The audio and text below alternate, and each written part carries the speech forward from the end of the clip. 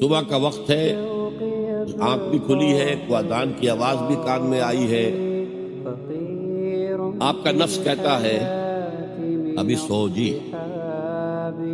آپ نے اپنی چادر یا کمبل کو درست کیا اور کروٹ لیا، اللہ کے حکم کو پیچھے پھینک دیا، نفس کے حکم کو آگے رکھ۔ یہ شرک، اس شرک کو جاننے والے بہت کم ہیں۔